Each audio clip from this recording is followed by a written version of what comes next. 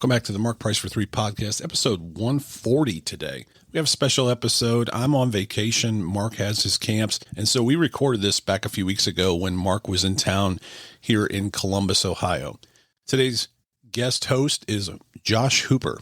Josh works for River Radio here in Columbus, Ohio. You can find them at riverradio.com. He is on the morning show with Hannah. Josh and his wife, Jennifer, are proud parents of 4 kids, all in their teenage years and everything that they've been warned about. Josh loves shooting baskets with his boys, watching his Cleveland sports teams, and exploring the worlds of Middle-earth, Narnia, Star Wars, and more with his whole crew. He and his wife and his daughter have a strong affinity for good coffee, too.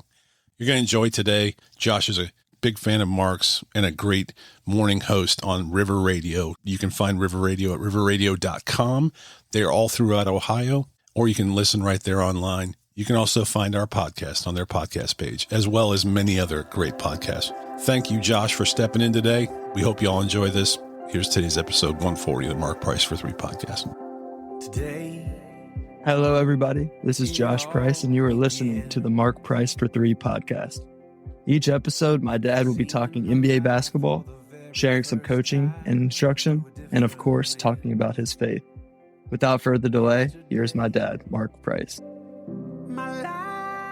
Well, I am so thankful to be here on your podcast, Mark, sitting in for Aaron in his seat, and the fact that he'd be willing to kind of let me borrow some time. So I know he's on vacation. High five, Aaron, wherever you are. Thanks, man. Appreciate it. I'm Josh from 1049 The River in Columbus, Ohio, and as many of you are that listen to this podcast, I have been a fan of Mark Price's for as long as I can remember what a basketball was. So this is a real thrill for me. And Mark, I know you've been asked all the things, so I'm going to do my best to come at this from a different angle, but still sticking with the kind of the 3 points of what most of your podcasts consist of. Yes. So I wanted to ask, as a professional athlete, how would you look at an offseason like the Cavaliers are looking at this year? 64 wins, second most wins in franchise history. They were an offensive juggernaut. They were a defensive stalwart. They get to the playoffs and they fall flat. Injuries notwithstanding, they've got a lot to handle this offseason. Changes, maybe, maybe not. I mean, you're looking at this from a player's standpoint. What do you do starting out an off season like this? And I know we're weeks into it now. Right. Well, I think from a player standpoint, for sure. I mean, I was on a team that, had some disappointing losses. Everybody knows the Bulls' whole story and everything. You didn't have to say it. I mean, you didn't. Yeah, but, and so we realized how good we were, and we always were thinking, okay, let's just run this back and, have next season. Mm-hmm. But all you can really do as a player is just get yourself ready to play, because there are things at the NBA level that you don't have any control over. And one of them is whether or not your team wants to trade you, or, the things like that. And so you could drive yourself crazy. You need to try to turn off as much of the noise as you can as a player and just concentrate on getting your body back healthy if you've been injured, or whatever you do in the off season to improve your game, to try to come back even a better version of yourself from the last season and try to make another go with, hopefully another really good season and make a run at it again in the playoffs. Now, you didn't obviously play when social media was a thing, but you've coached these guys who are dealing with voices and influence and then wanting to be an influence and, look at my personal brand. How do you, because we all are dealing with that to a degree. We all have a Facebook, we all have an Instagram, an X account, and whatever else it may be. How do you turn off that noise? How do you tell those guys to do that? It's really, really hard. Oh, no question. To be honest with you, I don't know how they do it. I was fortunate, and I say fortunate because I really do feel like it was better. I know social media has some positive things about it. Sure. But just the constant 24/7 chatter about you or your team, whether you're good, whether they like you, whether they don't. I mean, that can be very tiresome. It can be very distracting. And I think players have to find a way to get away from that as much as they possibly can, even though I know it's impossible to say, just turn it off. It's almost impossible to do that, I know. But yeah, you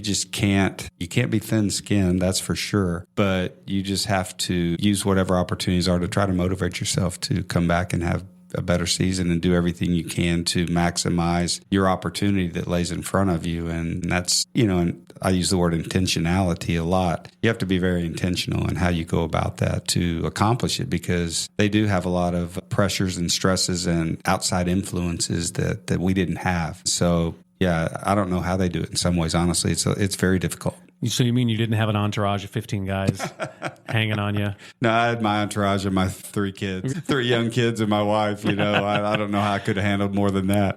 So at this point in the off season, we're at the end of June. What were you doing? So whether you're a couple weeks or a month into it or whatever, what did a typical off season look like for Mark Price? Yeah, like I said, I think it depended on the off season. If I was banged up, I would probably spend the first month or so just trying to get healthy, doing what I can to strengthen my body and get back, get some rest. I don't think people realize how grueling, a season is. And if you get have any level of depth into the playoffs, you're talking about from preseason to regular season to playoff, you're talking about 100 games, wearing and gruesome on your body, and it takes a lot of recovery time. And I think the older you get too. So, when I was younger, I would probably take, like after my rookie year, I probably took a couple weeks off. You bounced back pretty quick. A couple weeks off, and then I was in it, man. I was, ready to get going. But after about my 7th or 8th year, that 2 weeks turned into, maybe a month or two, before you really get into the grind, because you're just trying to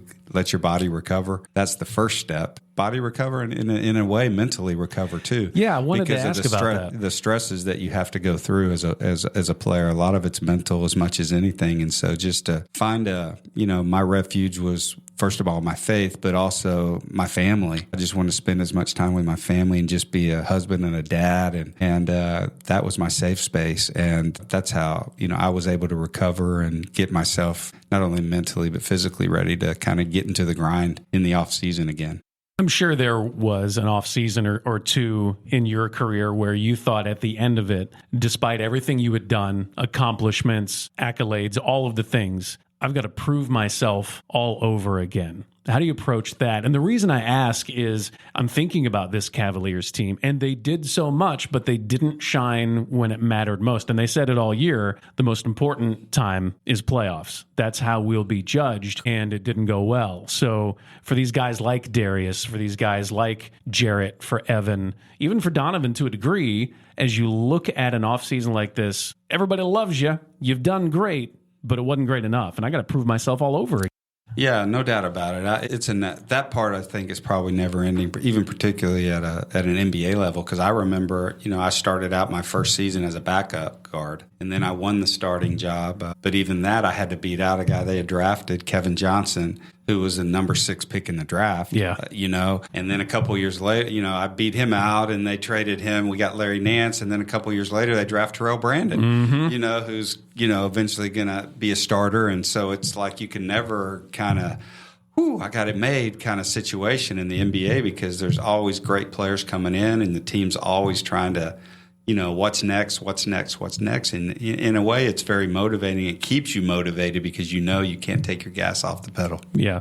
So it's all good. So I think that for the everyday man, the everyday woman can translate into regular life. And then the life that you've lived after basketball is a little more regular than what you experienced when you were playing the game and doing all the traveling and such. So you've experienced a lot of those same things on a day-to-day level, questions, emotions, hopes, struggles in life after basketball. Is it different juggling it now that you are retired and have been for a time and doing other things, or is it the same? Are you using those same kind of lessons in regular life? Yeah, I think I'm using the same kind of lessons. I think a lot of things carry over.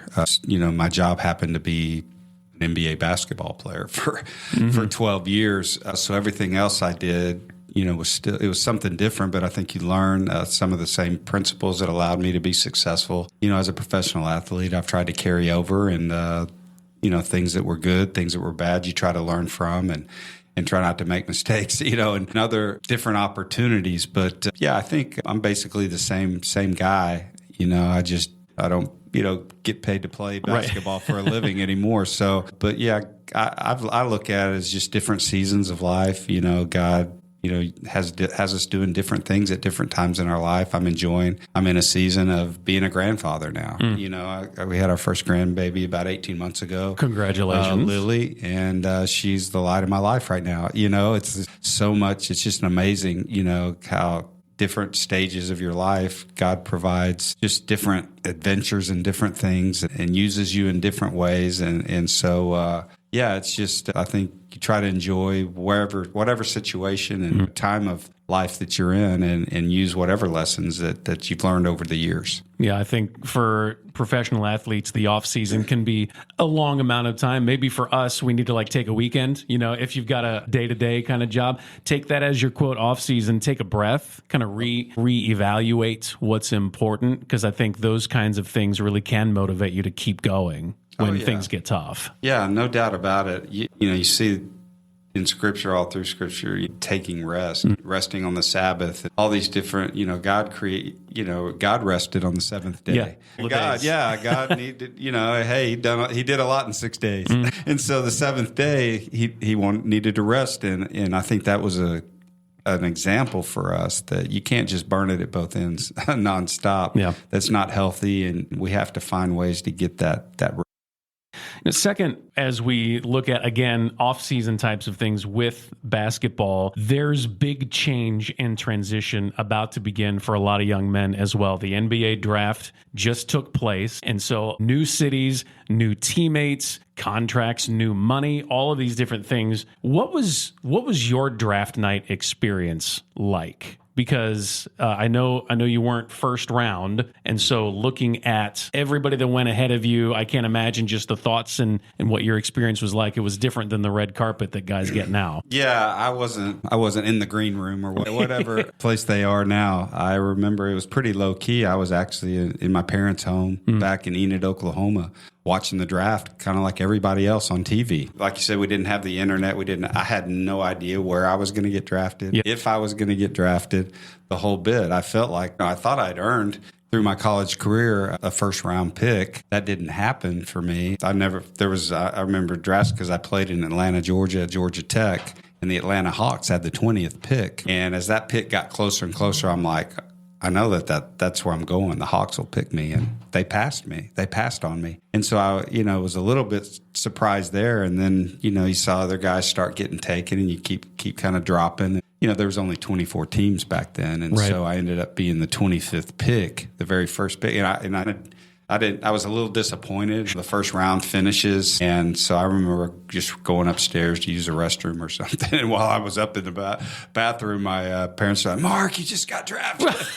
So I missed my moment. I didn't even get to see it on TV. I was upstairs upset because I didn't get in the first round. But once I got drafted, I was just so happy. And at the time, because Oklahoma didn't have a pro team at that time, I got drafted by the Dallas Mavericks, which is fairly close to home. And so I was pretty excited at the moment until my agent called and said, "Don't get too excited. I think you're going to Cleveland." But Cleveland ended up being such a great opportunity. And once again, God knew what was best for me, and get a chance to come to a team that wasn't good at that time. When we got drafted, I came in the Brad Daugherty, the Ron Harper draft, and we all came in together and started something new and fresh in Cleveland and got to be a part of building something special. Perfect place for me to come. And Hot Rod was the year after that? Hot Rod was actually the year before. Okay, the year before. Because he was going through some of the issues that he had in college. That's right, yeah. They wouldn't let him play. We always...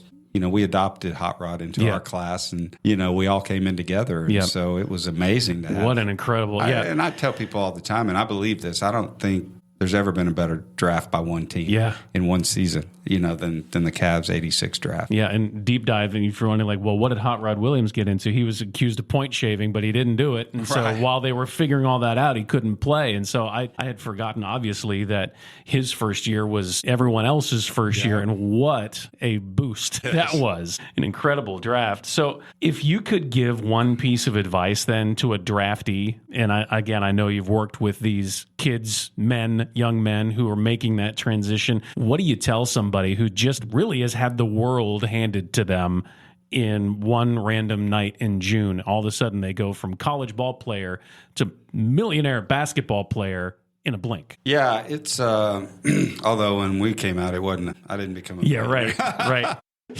Clearly the 2025 version. Yeah, that's much different. But it's a lot. Hopefully they have some people around them that can help them navigate the waters. But all of a sudden you learn real quick that, you are drafted on your potential and things like that. But all of a sudden there's expectations there and a lot of money and a lot of other things. And so you got to make sure that you are ready to get after it and put the work in and do whatever you can to make it work. Well, and when you were drafted too, it was much more common that you were drafted after 4 years of basketball. I mean, you guys were really grown men at that point and not a 19 or an 18 or a 20-year-old. It's completely different. That's a really good point. I think, teams were getting a much more mature, probably more seasoned player for guys that, played in a good conference like we did coming out of, are a lot more prepared than, like you said, 18, 19-year-olds. So as we look at, the first thing we talked about, the offseason for the Cavs, potentially a lot of change, certainly a lot to prove and a lot to work towards. And then these young men who are going from college to pro or from Europe to pro here in the States, that's a big change. How do you keep God first and trust him when everything is in flux? This is like the third point in the Mark Price for 3 podcast where we really dial into what matters most. This is the portion that we build our lives on, our faith in Jesus Christ. How do you keep your trust in him when everything you known and maybe even everything you hoped for is up in smoke? You don't even know where it's going to go from here. Yeah, I think you just have to realize, and the thing I hold on, the verse in Scripture that talks about that God is the same yesterday, today, and tomorrow. God doesn't change, and his word doesn't change. And the Scriptures that talk about building our house on a rock, on the faith and trust of Jesus Christ and his word. And so when the waves and the winds do come, that you'll be able to, that house is going to stand. Otherwise, you're going to get tossed and turned and thrown around all over the place. And so trusting that in the midst of all the chaos, that God has a plan, he has a purpose. Now, I have to do my part, and I have to do all I can to work hard and to do the very best I can to honor the Lord and to lift him up and to be a light. But in the midst of it all, because, we, like I said, every year I just became a starter after my second year, but they draft Kevin Johnson and then they draft Terrell Brandon. And so there's always going to be this, they must not like me that much. Yeah. Why would they do this? Take it personal. You can't. You have to realize that it's a job, and it's and that you're not going to be there for 50 years. And they do have to prepare for the future when you're not going to be there. And so you just have to be a professional, and you have to do your job, and you have to work to do the very best. And then you trust the Lord. If he wants to move you, which he did move me toward the end of my career, and I kind of bounced around for 3 different other teams. I was blessed to stay in Cleveland for 9 straight years, and that was such a blessing for me and my family to be able to do that. But even when you're bouncing around and having to drag your families all over the place, God has got to be that centerpiece and that foundation. And when he is, you trust him and you know that he's got you. I oftentimes remember a quote from C.S. Lewis, and this will be kind of probably my paraphrase. I don't have it exactly here, but put first things first, and you get second things thrown in. Put second things first, you lose first and second things. I would imagine it probably applies in that circumstance. No doubt. And, that verse, seek ye first the kingdom of God. It's exactly the one I had written down. Yes. And him and his righteousness and all these other things will be added to you. So obviously keep things first. Seeking Christ and all the other stuff will take care of itself. Yeah, that's Matthew 6:23. It's a song that I learned in childhood. I'm sure that we all, if you know it, you're singing it in your head right now. What kept you grounded when upheaval was likely? You knew you were leaving Cleveland and you had maybe questions about how much longer am I going to be wanted? Will I be able to do this? And I know your faith, and so that's the quick answer. But as you went through that process of, okay, here we go, this is different now. How did you handle that? Well, not only the Lord being my foundation, but my wife and my family, they were so amazing through it. I couldn't have done it without my wife, Laura, and she's always been such a rock. And to be a player's wife with 3 small kids and the responsibilities and things that she had to do when I was gone traveling or playing, and, I remember, she just was amazing. I'll never forget when I got traded from Cleveland to Washington. It happened so fast. We sold our house in one day, in Hudson, Ohio. And I went up to Washington to get my physical done. We were literally there for about 6 hours. Flew into Washington, and I took my wife Laura with me, and I said, okay, you need to go find us a place to live in 3 hours. Oh, man. And she was like, okay. And I understand the assignment. And came back, picked me up. They drove me to the house to find. I was like, that. She said, that's the one. I said, okay. So wow. we bought a house in about 3 hours. Jeez. And, that's the kind of stuff that she could do, and it was such amazing over the years, and the things that I just didn't have time to mess with. And I just always knew she had it taken care of. And so she was amazing. Yeah. You've done a fair amount of coaching, as I've mentioned here in your day, both NBA, college, all of this, multiple levels. So do a little coaching here for somebody who is listening to this and they're like, well, that's all fine and good, Mark, but you don't understand my circumstance. And I get that. I don't get it. I don't understand everybody's circumstance either. But a person who feels like the rug's been pulled out from under them, they're in transition, they've got to prove themselves all over again, they don't feel like it's fair, and all of the things that we feel sometimes, what do you tell them to help them hang on, to coach them through a big transition period, if that's what they're dealing with? Yeah, I think first of all, you need to be in prayer with the Lord and getting into His Word, and just continue to just seep yourself in the Lord and His Word. I think more than anything else, obviously your family is huge. Mm-hmm. That person or people could be a parent, could be a close friend as well. You need people that will encourage you in your life and be encouragers, and who those people are. Most people do in their lives, because you can't do it by yourself. I'm just going to buck up and do it by myself. That's just not the reality. And you do need others that you can trust. Sometimes just someone that you can vent, and they're going to listen, and they're not really even going to try to give you advice, but they're going to listen to the things that you're going through. But all the while, just knowing and trusting on, always knowing that God has always been there for you. He's always taken care of you. He's always done what He does, and He can be trusted. And no matter, even if you don't understand it at the time, there will come a time when you'll look back, you'll go, okay, I get it. God was wanting to do this in my life, or this through me, through this situation.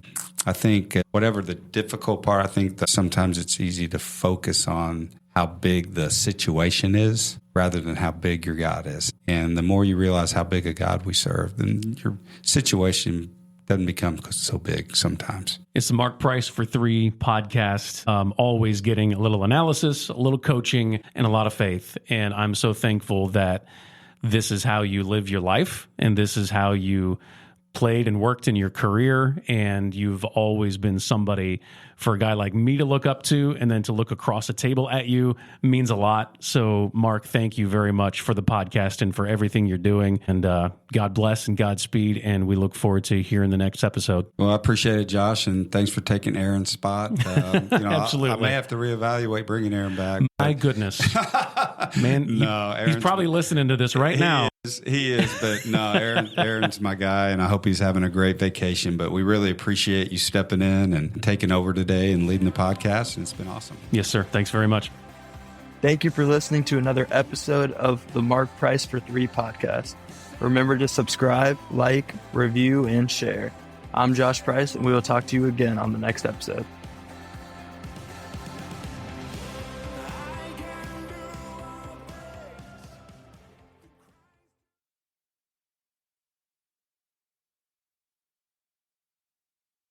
You don't have to go very far looking for bad news, because somehow it just finds you. So finding peace in the chaos can be really difficult, but it doesn't have to be, because the River mobile app exists. The River is a Christian music radio station dedicated to playing music to help you get through life's toughest moments or life's happiest moments and everywhere in between. And all from artists who love Jesus and are real people just like you. Listening is easy. You can download it wherever you get apps from. Just search 1049 The River or listen online at riverradio.com.